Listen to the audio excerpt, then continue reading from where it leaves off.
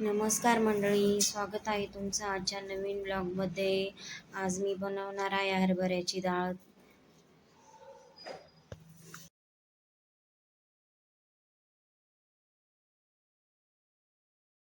त्यासाठी इथं मी छोटीशी भरडी घेतली. पहिली ना भरडी व्यवस्थित सेट करून घेते, म्हणजे मग कसं परत टेन्शन नाही का डाळ व्यवस्थित आली नाही किंवा काही. त्याच्यासाठी मी ना भरडी एकदम परफेक्ट सेट करून घेतली.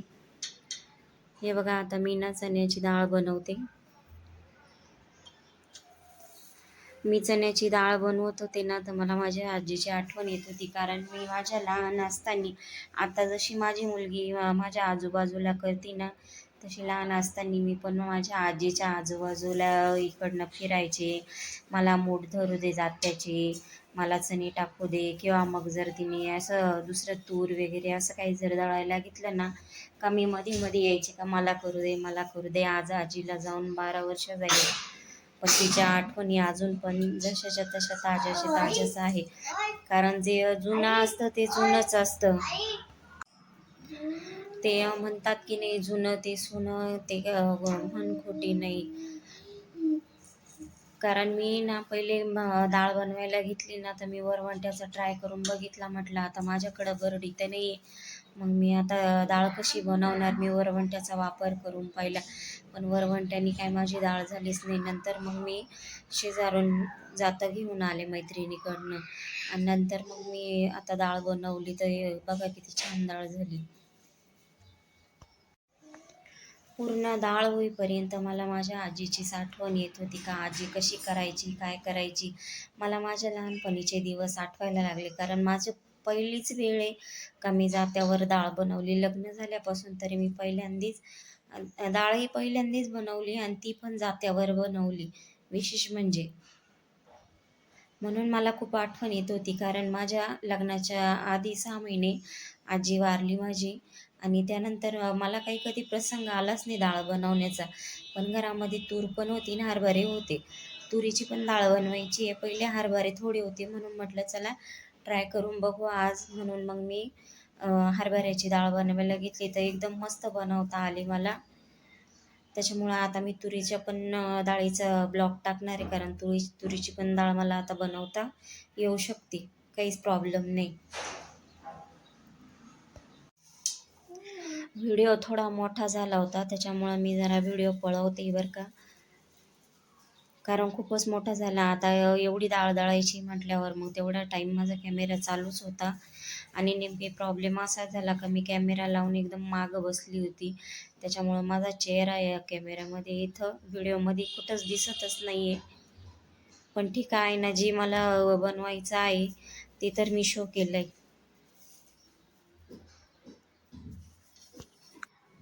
जात्यावर ना एकदम एकसारखी डाळ बनवता आली. कारण गिरणीमध्ये जर नेली ना, तर गिरणीमध्ये निम्मा अर्धा चुरा आणि निम्म्या अर्धीच डाळ भेटते. कधी कधी ना पूर्ण पूर्ण चणे पण राहून जातात. तुरीची डाळ जर बनवली तर तूर पण अर्धी निर्धी तशीच राहून जाते. तशी मी आता डाळ बनवली आणि बघितली ना, तर एका चण्याचे फक्त 2 तुकडे, एका चण्याचे 2 तुकडे असेच झालेले. भुगा झाला नाही किंवा पीठ झालं नाही, काहीच नाही. एकदम व्यवस्थित डाळ आली.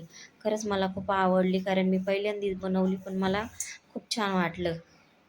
एकदम गावाकडचा फील आला मला, की मी गावालाच आहे आणि गावाला डाळ बनवते असं मला वाटलं. तुम्ही पण एकदा माझ्यासारखा असा अनुभव घेऊन बघा, खूप छान वाटतं. एकदम टिपिकल टाईप वाटतं.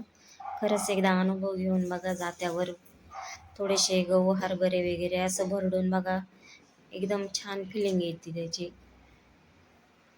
खरंच काहीतरी असं गावठी टाईप करतोय आपण, असं काहीतरी वाजतं. चला आता डाळ झाली, भरून घेते. परत पुढच्या कामाची तयारी करायची आहे. तुम्हाला माझे व्हिडिओ आवडतात का, मला नक्की कमेंट करून सांगत जा. आणि व्हिडिओ आवडत असेल तर चॅनलला सबस्क्राईब करा, लाईक करा, कमेंट करा. चला मग आता डाळ भरून घेते मी, आणि ब्लॉग पण इथेच एंड करते. आठवणीने माझे व्हिडिओ बघत जा. खरंच डाळ छान झाली आहे बरं का. तुम्ही पण एकदा माझ्यासारखं असं नवीन काहीतरी ट्राय करून बघा. वेगळा अनुभव येतो एक.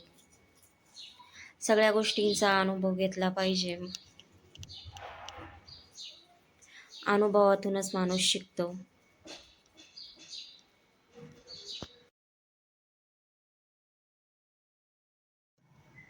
चला तर मग फायनली आता मी ब्लॉग एंड करते, कारण भरपूर वेळ झाला आहे आता डाळ भरून घ्यायची. चला, बाय बाय, टेक केअर. असेच नवनवीन व्हिडिओ माझे येत राहतील, बघत जा आणि फॉलो करा.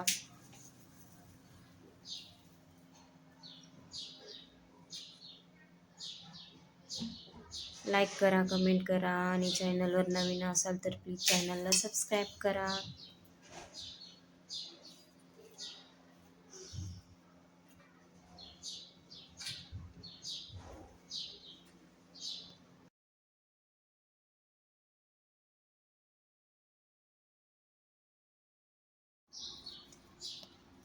धन्यवाद.